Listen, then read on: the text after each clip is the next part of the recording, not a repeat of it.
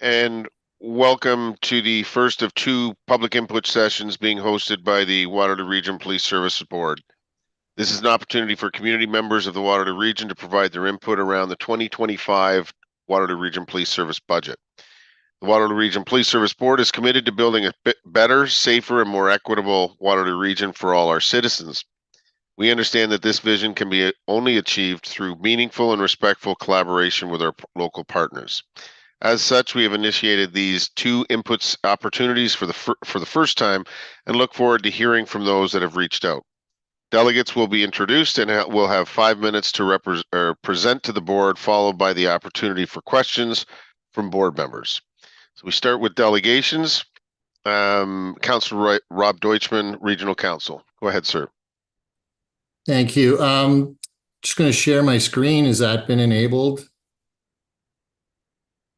Yeah, you can go ahead. Thank you, Ms. Martin. 1 second. Okay. Thank you very much. Chair McLean, board members, Chief Crowell, and staff. First, I want to express thanks to the women and men of the WRPS, both on the front lines and in the offices, who are dedicated to ensuring that we live in a safe community.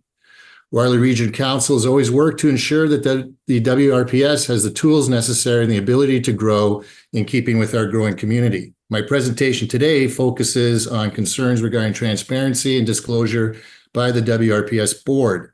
The board reporting modernization initiative raises some concerns regarding transparency and timely disclosure of information. 1 second here.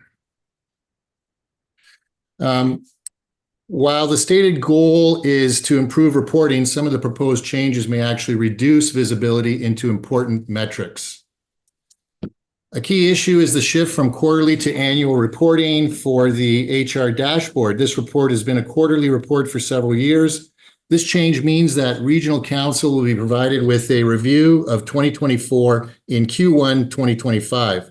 Regional Council will be asked to approve the 2025 WRPS budget, which will include a request for additions to the authorized complement before receiving 2024 HR data relevant to our budget deliberations. More frequent and timely reporting would allow for more informed decision-making.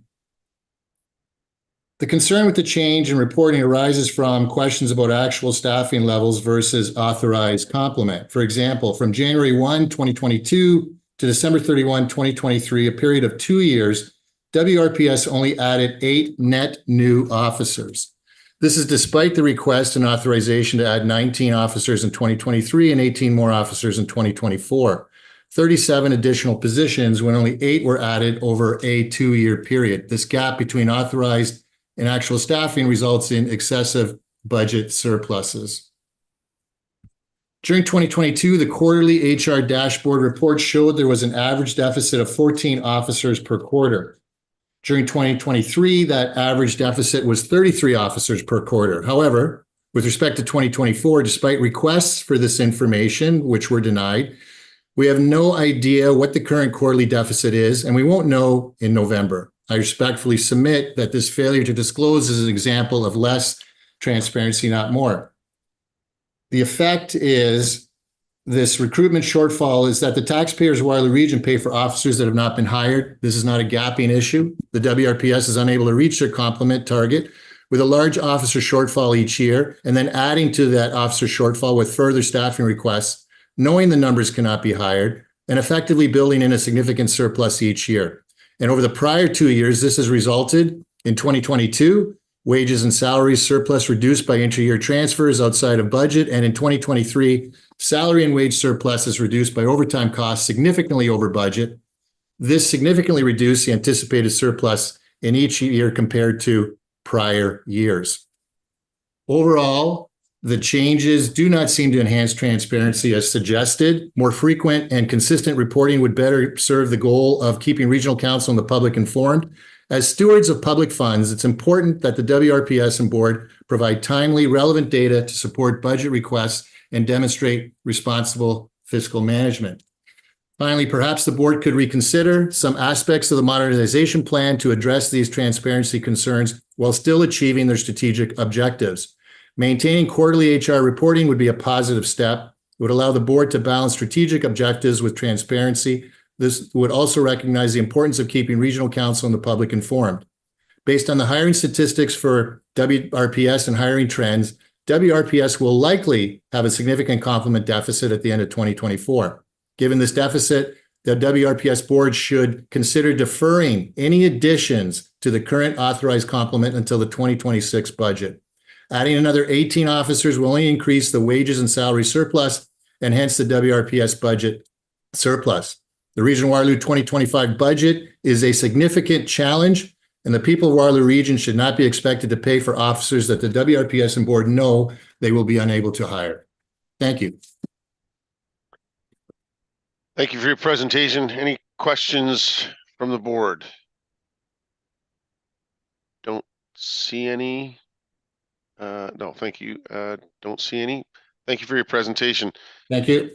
Moving on, Mark Eagers, Waterloo Region Police Service, Waterloo Regional Police Association. Mark, there you are. Go ahead, sir. Good morning, Chair McLean and members of the Police Services Board, and thank you very much for this opportunity to speak with you today. The Waterloo Regional Police Association is the elected and unifying voice of the over 1,200 sworn and civilian police personnel who proudly dedicate their lives to serving all communities within our region. I'm honored to serve as WRPA president and advocate on behalf of those members with you today. After I spoke to you last year, Waterloo Region has continued to be the fastest growing metropolitan area in Canada, and our members are seeing the challenges of meeting the demands from residents, students, and visitors alike. To be frank, there are simply not enough uniformed officers to respond to calls for service and community demands due to staffing pressures. Sworn officer staffing has not kept up with this population and crime severity increase, and as a result, our frontline members are feeling the strain. WRPS remains below both the Big 12 and provincial averages for officer per population ratio. And further, Waterloo Region had the second highest crime severity rate in Ontario and the second lowest clearance rates among the Big 12. This didn't occur overnight. It's the outcome of years of chronic under-resourcing, for which we are now feeling the effects. For example, from 2013 to 2018, only one WRPS sworn officer was added to the overall complement as the region's population grew immensely. This has undermined safety of our community members' faith that the police will arrive in a timely fashion when they need them. Now, to put this in context, I recently received a call from an officer that was upset because he started his day shift and there were over 50 calls for service waiting on the screen. He wasn't upset because of the workload. He was upset because the public had to wait so long and he couldn't provide the proper service that the public deserves. Also recently, because we were so short-staffed, a number of officers were pulled from their respective investigative units to go on patrol while their own caseloads sat and wait on their desk. This was a necessity due to short staffing and to protect the public and other officers, but it comes with consequences. In very clear terms, this cannot continue if we want our members to stay healthy, perform at their best, stay on the job, and to protect our communities and themselves. Another consequence of understaffing is that members regularly step up and fill these gaps through overtime. This is not sustainable, either financially or through a lens of member wellness, which sees our members suffering from burnout. We are seeing less and less overtime being filled because of the burnout.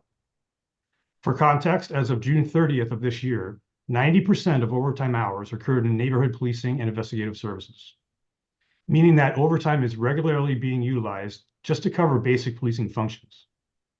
I do want to take this time to commend the current Police Services Board and Chief Crowell for recognizing the staffing shortage and taking steps to address it.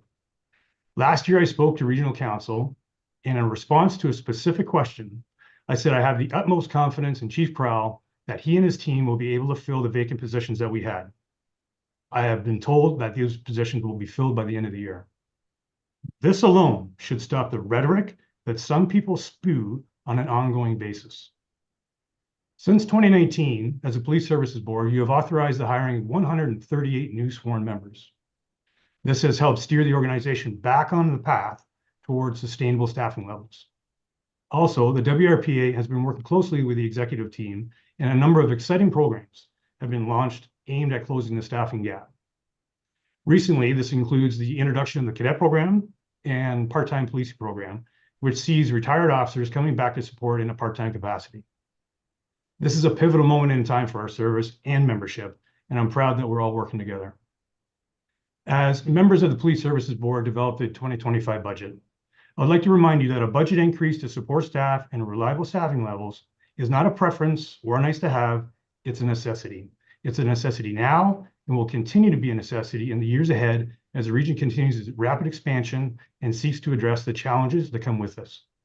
It is a necessity to ensure that we have the resources in place to protect and serve our communities throughout this region and ensure that our communities feel safe and our members feel safe and supported. And beyond next year's budget, the WRPA believes that regular expansion that keeps pace with population growth is a necessity. Thank you very much for your time today. Thank you for your presentation. Any questions from the board? I don't see any. Thank you so much for your time this morning, Mr. Eagers. Thanks very much. Megan, that was the only two that we had registered, and no one else is, or Holly, no one else is here. Correct. Okay. I don't think we have any other business. We have one more session, and remind me when that is. Is that Megan? 28th. October 28th. So for anyone watching in or viewing this, there is one more opportunity to provide feedback to the Police Services Board on October 28th. Okay. If that's all, I'll invite. Oh, sorry, Mr. Giovinazzo. Yeah, through you, Mr. Chair. The presentation by Councillor Deutschmann, or has he forwarded a copy of that presentation? Megan? No, I don't have a copy of it. I'm wondering if we could ask him to have a copy so we have some reference. Certainly. Okay, thank you, Megan. Karen Quigley Hobbs. Sorry, had to unmute. I'm just wondering if we haven't had any written responses from the public then, I'm assuming. No. No. Okay, thanks, Megan. Okay. Any other questions? Chief, any comments or just before we close? No, nothing. Thanks very much. Okay, back. Sorry, Tony, is that a legacy hand or is that a new hand? New hand. Yeah, sorry, I'll make it quick. Nope. I'm just wondering within the context of the presentation for Councillor Deutschmann, there's a lot of numbers there.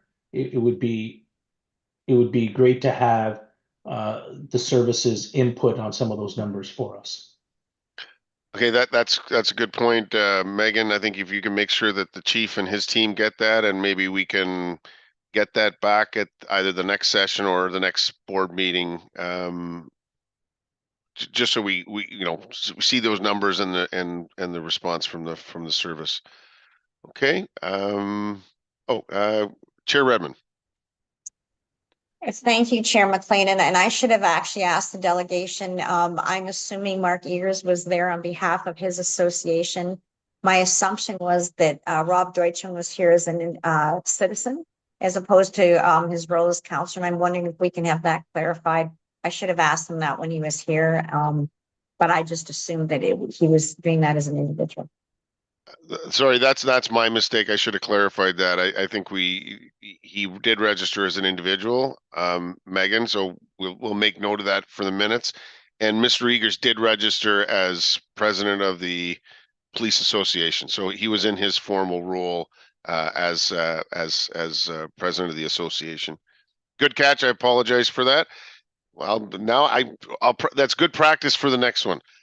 Okay, don't see any other hands. Any other questions, comments? If not, I'll, on behalf of the Police Services Board, thank everyone for attending today's public input session, and I'd look for a motion to adjourn. Doug moves the motion. Jim seconds. All those in favor? That's passed unanimously. Thanks for